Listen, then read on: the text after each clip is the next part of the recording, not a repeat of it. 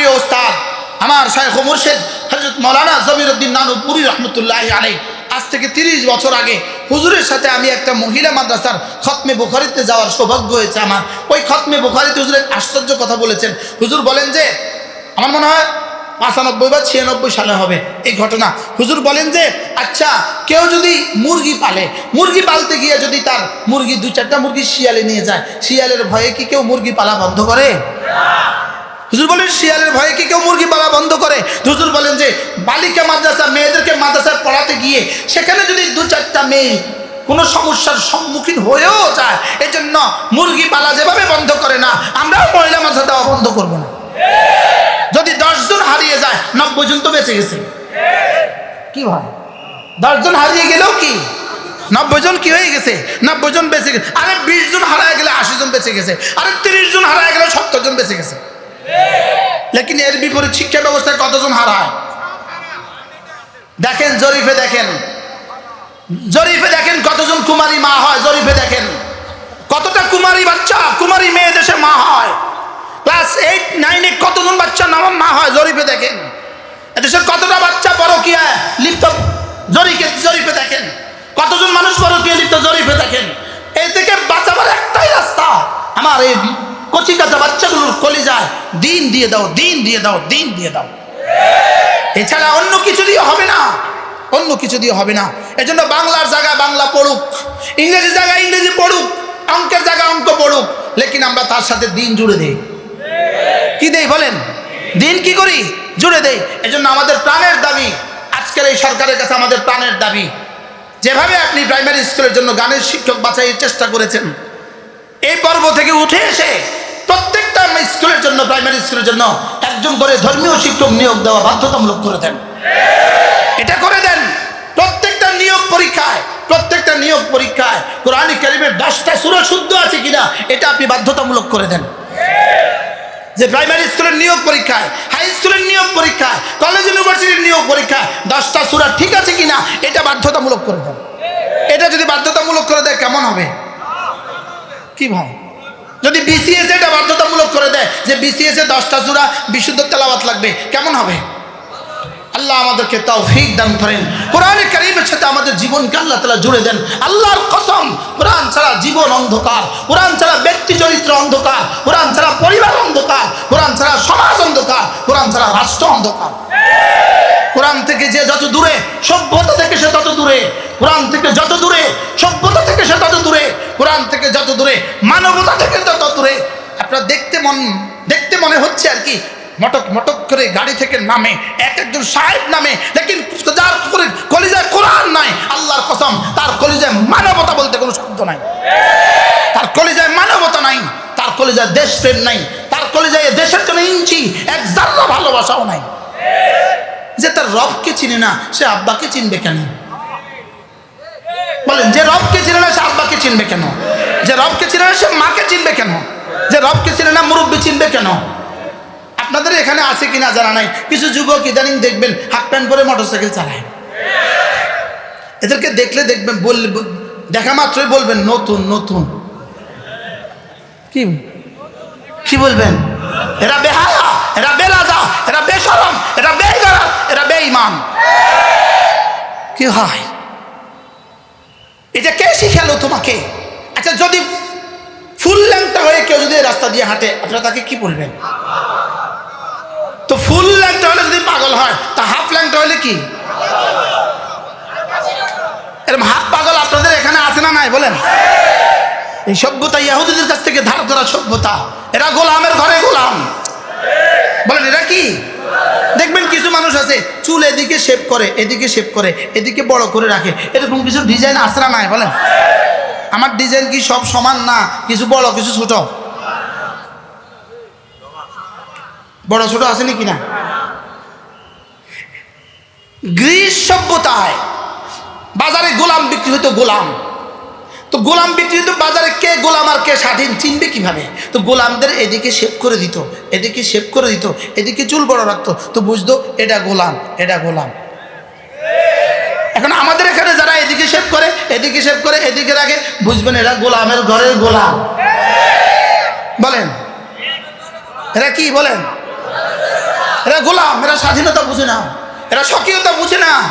হ্যাঁ, আমার পঠিত সূরা, এই ভাই আগামী বছর আল্লাহ বাঁচা রাখলে সূরাতুল বালাগ তেলাওয়াত করব, আল্লাহ যা আবার আনে ইনশাআল্লাহ। এরা গোলামের ঘরে গোলাম, এদের স্বাধীনতা বলতে কোনো শব্দ নাই। দেখবেন এদের প্যান্ট কখনো মাটির মধ্যে ডলার ডলার করে, কখনো আর একটু উপরে উঠে, কখনো আরো উপরে উঠে, কখনো হাটের উপরে উঠে যায়, কখনো আরো উপরে উঠে যায়। আর আমাদেরটা আলহামদুলিল্লাহ জন্ম থেকে এক জায়গা, আমারটা হুজুরের তো, আমাদের তো আলহামদুলিল্লাহ জন্ম থেকে কয় জায়গা বলেন? ওই যে আব্বা আম্মা ছোটবেলা শিখাই দিয়েছে টাকনুর উপরে পড়ো, এখানেই রয়ে গেছি আলহামদুলিল্লাহ বলেন না? আচ্ছা, যারা টাকনুর নিচে পিনদে এদেরকে বাজারে গেলে সবাই সালাম দেয় না? ভাই তুমি যে টাকনুর নিচে পায়জামাটা পিনছো তোমার অনেক সুন্দর লাগে, আসসালামু আলাইকুম।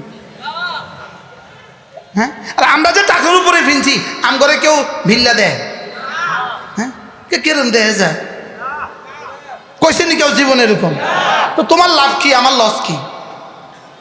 হ্যাঁ, তোমার কি লাভ হলো, আমার কি লস হলো? আমি যে টাকনুর উপরে পড়লাম, আমার মন চায় আমি এখানে দাঁড়ায় দেখাইতাম আমার পায়জামাটা কোন জায়গায়, মনে চায় দেখাইতাম। আমার উপরে পড়ার দ্বারা কি হলো আর তোমার নিচে নামার দ্বারা কি হলো? তোমার নিচের নামার দ্বারা যতক্ষণ নিচে থাকলো ততক্ষণ আর সাজবে মালিক বললো লানত লানত লানত। আর আমারটা উপরে ওঠার দ্বারা রব যেন জিজ্ঞেস করলেন, এই তুমি টাকনুর উপরে পায়জামাটা কেন উঠিয়েছ? এই তুমি পায়জামাটা টাকনুর উপরে কেন পড়েছ? আমার একটা দোস্ত সিটং ইউনিভার্সিটির প্রফেসর ছিল, এখন সে পিএইচডি করতে গেছে আমেরিকা। সে আমার 2-3টা বয়ান শোনার পরে আলহামদুলিল্লাহ সে তার সবগুলো প্যান্ট 2 প্যান্ট দিয়ে বাইন্দা নিয়ে গেছে দর্জির দোকানে, সবগুলো 1 ইঞ্চি করে 2 ইঞ্চি করে কেটে ফেলছে। সুবহানাল্লাহ, আল্লাহ তাকে সুস্থতার জীবন দান করুন। হুজুর গতকালকে এক যুবক আমার কাছে গেছে, গতকালকে এক যুবক গেছে, আলেমী দ্বীন, দাওরা পাশ করা, মাদ্রাসা গেছে। তো বলতেছে হুজুর আমার কিছু গুনাহ হয়ে গেছে, আমি তওবা করতে আসছি। আমারও বনি ইসরায়েলের তওবাকারের কথা মনে হয়েছে, আমি তাকে অনেক অভয় দিছি। পরে বলতেছি আমি তোমার কাছে একটা আবদার করবো, তোমার মোবাইলটা আমার সামনে ভেঙে ফেলতে হবে। তোমার বড় মোবাইলটা আমি বলতেছি মোবাইলটা আমার সামনে ভেঙে ফেলতে হবে, এটা যদি তুমি করতে পারো বাকি সামনেটা আমি দেখবো। সে বাইরে হইয়াই পকেট থেকে বাইরে আমার ফ্লোরে একটা আসার দিয়ে মোবাইলটা ভেঙে ফেলছে। এটাকে বলছে তওবা, এটাকে বলছে কি? গুনার আসবাব ছেড়ে দাও, গুনার আসবাব ছেড়ে দাও। যেই আসবাবে গুনাহ হয়, যেই উপকরণে গুনাহ হয় এই উপকরণ ছেড়ে দাও। হাও করে নাও করে বলো না ইনশাআল্লাহ, বলো না ইনশাআল্লাহ। গুনার আসবাব ছেড়ে দাও, গুনার মাহৌল ছেড়ে দাও, গুনার বন্ধু বান্ধব ছেড়ে দাও। যে বন্ধু তোমাকে গুনাহ করায় ওই বন্ধুর কাছেও যেও না, যে বস্তু তোমাকে গুনাহ করায় এই বস্তুর কাছেও যেও না, যে পরিবেশে তোমাকে গুনাহ করায় এই পরিবেশের কাছেও যেও না। আল্লাহ আমাদের সবাইকে বুঝ দান করেন। কোন আল্লাহওয়ালাকে মহব্বত শুরু করো বন্ধু, কোন আল্লাহওয়ালাকে মহব্বত শুরু করো। রোজানা কোনো না কোনো মাদ্রাসায় টাইম দাও, কোনো না কোনো মাদ্রাসায় 2-4 মিনিট করে টাইম দাও। রোজানা তাবলীগে কিছু না কিছু সময় লাগাও, রোজানা জিকিরে কিছু না কিছু সময় লাগাও, রোজানা কিছু না কিছু দিনের বই পুস্তক পড়ো, রোজানা কিছু না কিছু করো বন্ধু। টার্গেট করো যে আমি তো আজকে 10 মিনিট জিকির করবই করব, আমি 10 মিনিট কোনো মাদ্রাসায় টাইম লাগাবো, আমি 10 মিনিট কোনো মসজিদে টাইম লাগাবো। বলো ইনশাআল্লাহ। আর না হয় আমরা হারিয়ে যাব, আমরা হারিয়ে যাব। মুরব্বীরা তো যাওয়ার সময় হয়ে গেছে, সব চলে গেছে। আমাদের 2-4 জনকে রেখে গেছে তোমাদের জন্য, তোমাদের রাখওয়ালির জন্য রেখে গেছে। এজন্য নিয়ত করো ইনশাআল্লাহ। প্রত্যেকটা নওজোয়ান আলেমে দিন নিয়ত করেন আজ থেকে আর মোবাইলে গুনাহ করব না। বলেন ইনশাআল্লাহ। কে হিম্মত করে হাত তুলতে পারেন যে আমি আর গুনাহ করব না? বলেন ইনশাআল্লাহ, বলেন ইনশাআল্লাহ। আল্লাহ আমাকে তৌফিক দান করেন। রোজানা কিছু না কিছু জিকির অবশ্যই করব। জিকিরে অভ্যাস করো, জিকিরে অভ্যাস করো।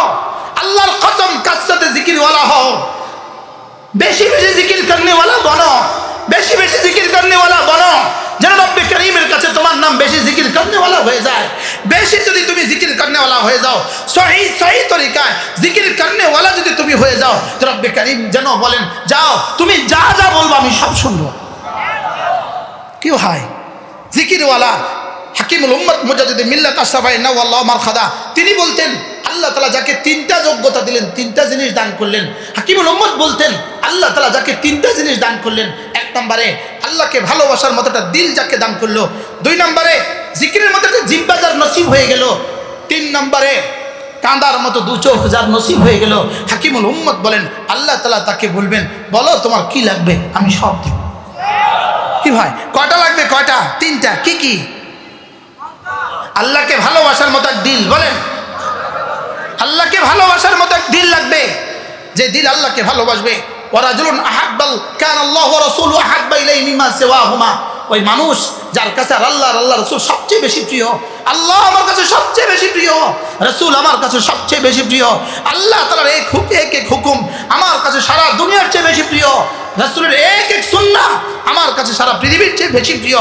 এটাকে নিজের সিদ্ধান্ত নাও যে আমি আল্লাহকে ভালোবাসবো, রাসূলকে ভালোবাসবো, আল্লাহর এক এক হুকুমকে জিন্দেগিকে মানবো, রাসূলের এক এক সুন্নাহকে জীবনে মানবো। একটা সুন্নতকেও আমি জেনে বুঝে কোনো সুন্নত আমি ছাড়বো না ইনশাআল্লাহ। বলেন ইনশাআল্লাহ। যাদের দাড়ি রাখার অভ্যাস নাই, আজকের তাফসীরুল কোরআন থেকে নিয়ত করেন যে দাড়িও রাখবেন ইনশাআল্লাহ। বলেন ইনশাআল্লাহ।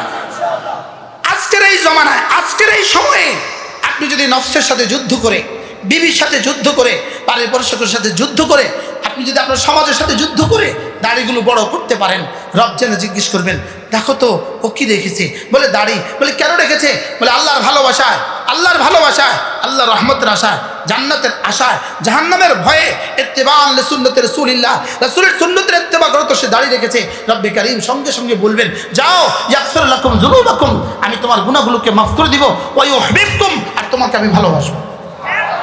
কি হয়? সহজ না কঠিন? বলেন। দাড়ি রাখতে কি খুব বেশি কষ্ট? না। আমরা দাড়ি রাখতে কয় টাকা খরচ হয়েছে? যারা দাড়ি রাখছেন কন না। আচ্ছা, যারা কাটে তাকে কয় টাকা খরচ হয়েছে? হ্যাঁ হুজুর, আমাকে রাখতে কয় টাকা খরচ হয়েছে? এটা তো স্বয়ং আমার আর ওনার, আমাদের দুজনের পীর হযরত মাওলানা জমিরউদ্দিন নানুপুরি রহমাতুল্লাহ, তিনি একবার বলছেন দাড়ি রাখতে জীবনে 1 টাকাও খরচ হয় নাই, আর দাড়ি কাটেন না যত টাকা দাড়ি কাটার মধ্যে লাগছে তত টাকা জমা করলে হজ খরচ হয়ে যেত। বাস্তব না বাস্তব? 10 বছরে দাড়ি কাটার টাকা যদি জমা হইতো হজ ফরজ হইতো না। এটা কোন থানা পড়ছে? সোনাইমুড়ি চাটখিল বাজারে একজন সাংবাদিক ছিল, ইনি ইংরেজি দৈনিকের সাংবাদিক ছিল। চাটখিল বাজারে তার একটা মিষ্টির দোকান ছিল আর সাংবাদিকতা করতো। ইনি একবার ডলটাবা বদলপুরের ওইদিকে আমার এক মাহফিলে বসছে। মাহফিলে বছর পর আমি এই কথাটা কইছি, হুবহু এই কথাটা, যে আপনি দাড়ি কাটার টাকাটা যদি জমা করতেন আপনার হজের টাকা কি হয়ে যেত? ব্যবস্থা হয়ে যেত। আর বিড়ি খাওয়ার টাকাটা যদি জমা করতেন তো 3 বার হজ করতে পারতেন। ইনি সেদিন থেকে দাড়ি রাখছে, সেদিন থেকে বিড়িখানা ছাড়ছে। 1 বছর পরে আমার চাটখিলে একদিন ওনার দোকানে নামায়া বলতেছে হুজুর, এই দাড়ি কাটার টাকাটা আর এই বিড়ির টাকাটা এই বক্সে জমা করছি, দেখেন কতগুলো টাকা হয়েছে।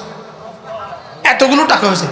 এর পরবর্তীতে আমি আবার এই মাহফিলে আইসা শুনছি তিনি আর নাই, তার ইন্তেকাল হয়ে গেছে। কি ভাই? বিড়ি ছাড়া ইন্তেকাল হয়েছে, দাড়ি লইয়া ইন্তেকাল হয়েছে। এজন্য দাড়ি রাখার নিয়ত করেন। বলেন ইনশাআল্লাহ। বলেন ইনশাআল্লাহ। যারা বিড়ি খান, বিড়ি ছাড়া নিয়ত করেন ইনশাআল্লাহ। বলেন ইনশাআল্লাহ। যাদের ফেসবুকে অভ্যাস আছে আস্তে আস্তে কন্ট্রোল করেন, যাদের গুনাহের অভ্যাস আছে আস্তে আস্তে কন্ট্রোল করেন। রোজানা কিছু না কিছু জিকিরের নিয়ত করেন, রোজানা কিছু না কিছু জিকিরের নিয়ত করেন। দোস্ত পায়ে ধরে বলি, রোজানা 6 তাসবিহ পাবন্দি করেন। আযাব আসতেছে, রোজানা 6 তাসবিহ পাবন্দি করেন। জামাতের সাথে নামাজ নিশ্চিত করেন, প্রত্যেকেই জামাতের সাথে নামাজ নিশ্চিত করেন যে ইনশাআল্লাহ আমি তো জামাতের সাথেই নামাজ পড়ব। একটু পরে দেখা যাবে যখন 7:15 আজান হবে, 7:30 জামাত হবে, তখন দেখা যাবে জামাতকে কি নিশ্চিত করছি। আজকে করবো ইনশাআল্লাহ। এখন হ্যাঁ সবাই কোন বলেন ইনশাআল্লাহ।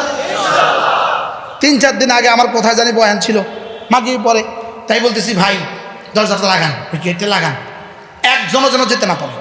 পুরা মজলিস নামাজ পড়ছে। সুবহানাল্লাহ। কোন জায়গায় জানি? আরে আজকে কি বার?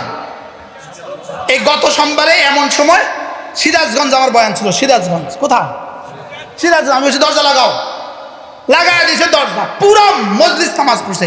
সবাই খুশিতে বাগ হয়ে গেছে, জীবনে কখনো হুজুরে এত বড় এশার নামাজ হয় নাই। কি হয়? পড়বো তো ইনশাআল্লাহ। ছাত্ররাও বলো ইনশাআল্লাহ। আজ থেকে জামাতে নামাজ পড়বো ইনশাআল্লাহ। স্কুল কলেজের বন্ধুরা বলো আজকে থেকে জামাতে নামাজ পড়বো ইনশাআল্লাহ। বলো ইনশাআল্লাহ। বলো ইনশাআল্লাহ। আল্লাহর কসম, যার 5 ওয়াক্ত নামাজ জামাতে পড়ার সৌভাগ্য হয়ে গেল, আল্লাহর আল্লাহর কসম, দো জাহানের সৌভাগ্যের চাবি রব তার হাতে তুলে দিল।